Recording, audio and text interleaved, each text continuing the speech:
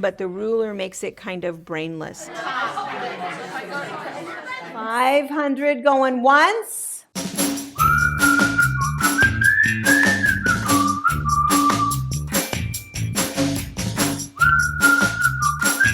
All right, for the women's retreat, we decided to do something kind of simple, knowing that we were going to be working for the entire retreat. So we picked the cat's cradle block, which is kind of fun. So the cat's cradle block is this block right here. It's actually a really popular block. You can do it out of all kinds of scrap fabrics and use things up. And it kind of gives you that same effect as a log cabin block does, where you can use your lights and darks and put them in all kinds of different patterns.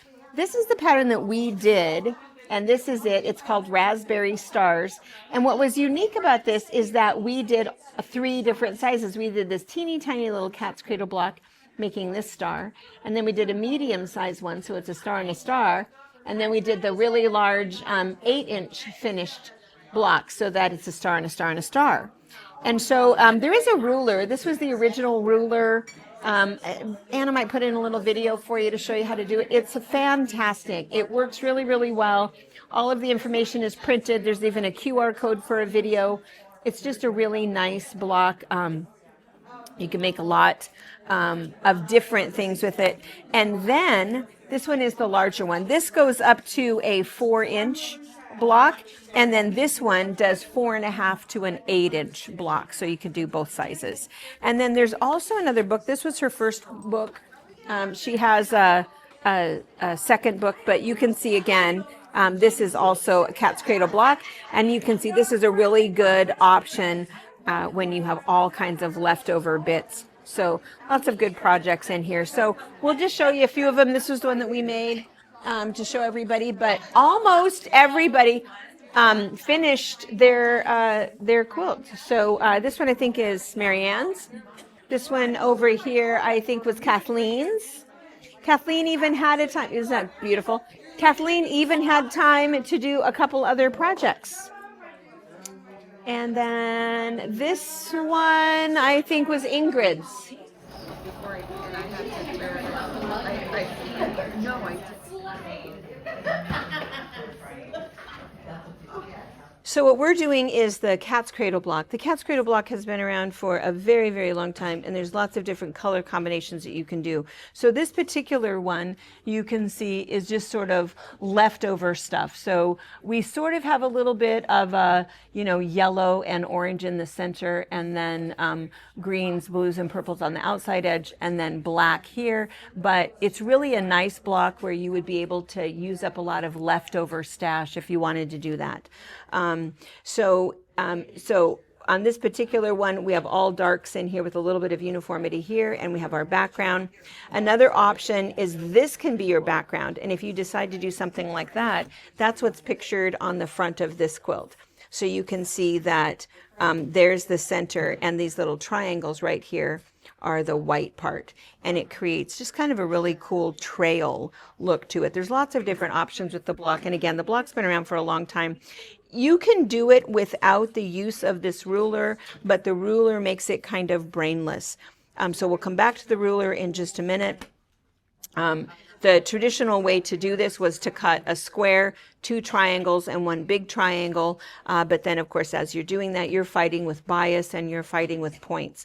So the way that this one is done is for every block, you have 2 squares, 2 rectangles, 1 big rectangle, and it will yield 2 blocks. And so you can follow patterns. I think that the designer of the ruler has either 4 or 5 single patterns, and then I think she has 2 different books, and she tells you exactly the size of these.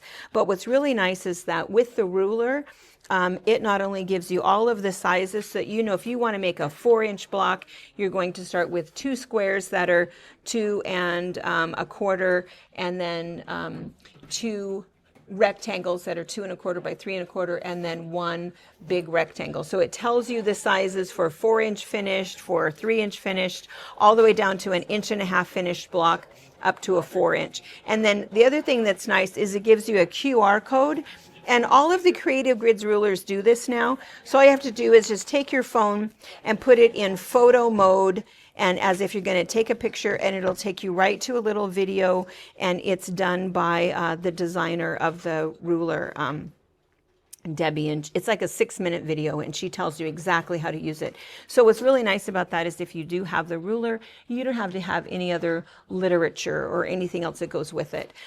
So this ruler was around for a long, long time. The reason she came up with the big one was because the largest block you can make with this is a 4-inch block. So this is as big as you can go with this size.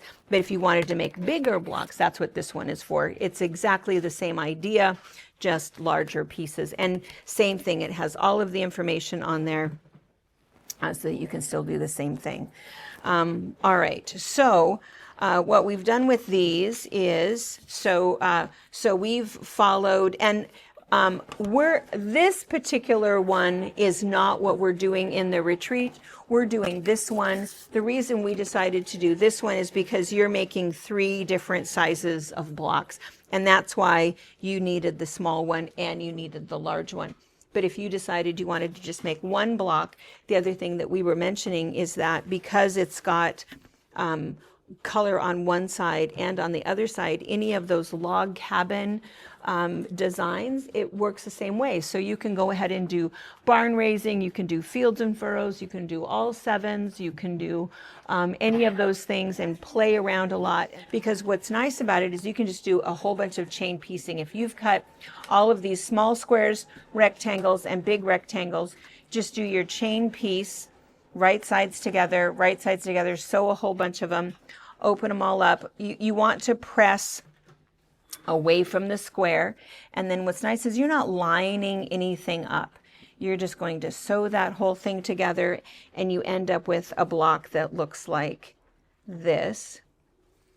So you've not lined anything up, and then, in order to press away from the square, you actually have to make a little clip right there. So you want a pair of scissors that you're able to just use just the point, press away so that you're able to see that little sewn intersection right there.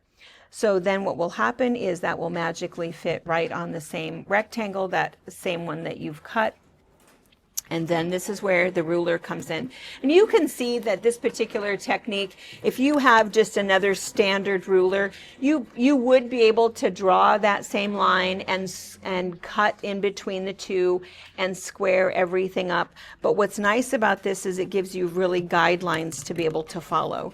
So all you're going to do is you're going to take the bottom part of the ruler, line it up, and it says to line up, place on seam line. So it's on the line that you've sewn. So you're going to put that right there. And then what will happen is it's going to come right on the edge of where you've sewn your point, and then using an appropriate tool, something that will come off with an iron, with water, with air, or a lead pencil, you're going to go ahead and you're going to make your mark. And you'll do it on this side, and then you'll also do it on the other one. And then what will happen is you'll go to the sewing machine and you're going to sew right on this line, and then you're going to sew right on this line. After you've done that, it's going to look like this, and then you'll go ahead and come back in and cut it apart. And once you've cut it apart, you're going to end up with 2 pieces. And when you open it up, that is your cat's cradle block. You've got this one, and you have this one. So now when it comes to pressing, again, you've got the whole pressing thing. Accurate pressing is as important as accurate cutting. So what I would do is I would hold on to this one, and as I put my iron on, I would rock that iron to make sure that that's open all the way. Because if you ended up kind of pressing carelessly and there was a little bit of extra fabric, and I'm going to make that like a gross exaggeration, but then when you square that block up, that block really is a whole different size, right? So make sure that that seam is pressed fully open. And then your last thing is to take the block, and then you'll end up squaring it up. So at first we used this side, now we're going to go ahead and use this side. And it's going to do the same thing. It says trim to size, and so it shows you the size, and this is your seam line. So we're going to put that dashed line. It's hard to see on that black fabric, but we're going to put it right on that line. You can see that is right on my square, and then this comes and intersects right through the point right there. So I'm going to go ahead and trim off the top, trim off the side. You don't trim off very much. She's made it the right size for you, so you're not wasting a ton of fabric.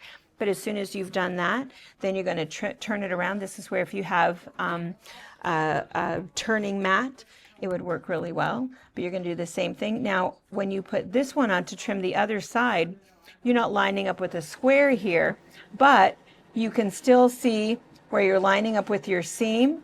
And then the other thing, so you have this point of reference, oops. And then you also have that dashed line is coming right through and coming right out the point right there. And then you'll do the same thing. You'll cut off the top and cut off the side, and then you end up with this perfectly trimmed block. It really is a fun block, an easy block to do, and a really nice way to kind of use things up. And fun to experiment with color, you know, for what, and find out, you know, what you want to focus on. Would it be what's in the center? Would it be a background here? Would it be this color? So there's lots of options with this block.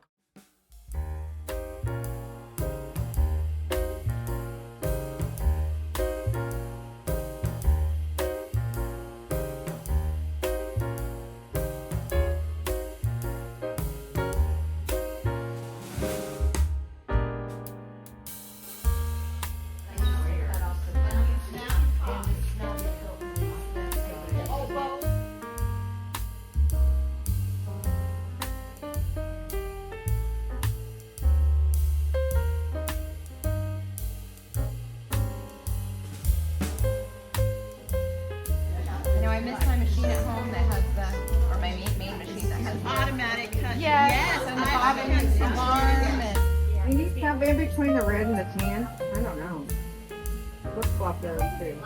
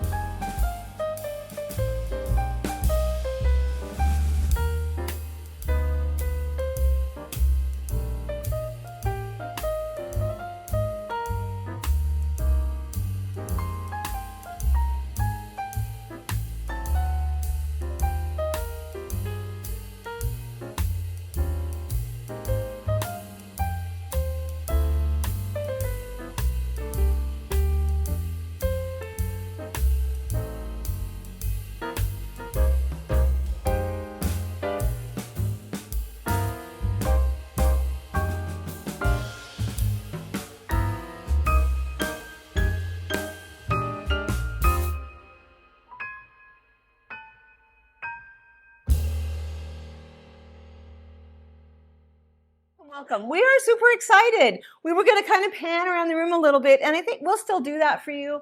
In fact, let's just kind of do that while we're talking. You can show our, sorry guys, we have a peanut section here.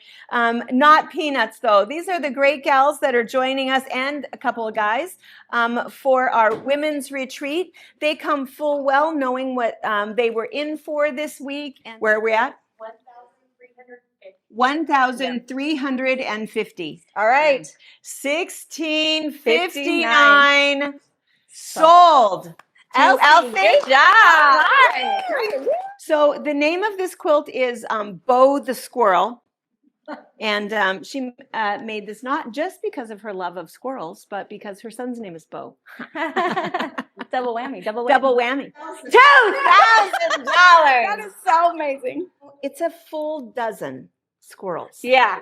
I mean, Apparently. 3,100 going 3 times. Sold. To the net. Woo! And as we're bringing up the tally, girls, let's bring the other girls up too. Girls and guys. We've got a couple of guys. Come on up. Chris, certainly Chris. The shirt didn't fit Chris, but he's going to come on in. It's still, we're going to call that pink. So come on in. These are the other gals that showed up to help us with the women's retreat. They were here sewing all weekend and helping and assisting with all this bidding, bringing items. Can we see everybody in here? Do we have to pan across a little bit? Pan. We've got Janine ducking around in the background there. We've got some husbands. We have Marge over here. And where's, oh yeah, and 4'8" right in the front. Wait a minute. Wait a minute. Ah, that's right. How tall do I look now? That's right. All right. I know. I love these guys. Yeah, y'all. I was standing by them the whole time. All right. So we've got Telly girls in the back. Let's hold up your arms. And a drum roll. What? All right. Go ahead. Turn them around. What? Woo! Woo! Woo! That's awesome. That's amazing. That is good. So cool. That is really. Woo! I know. All right. Well, you know, we'll stand. Come on in here, Brianna. So we're going to let you guys go. But again, it's just. And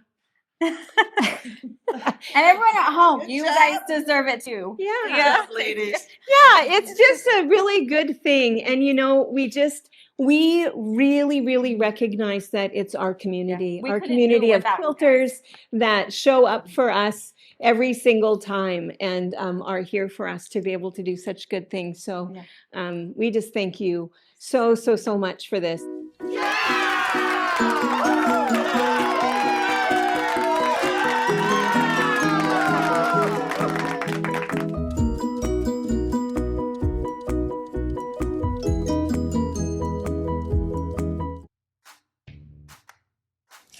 Thank you for watching our video. We invite you to leave a comment, hit the like button, or better yet, subscribe to our channel so you never miss an episode.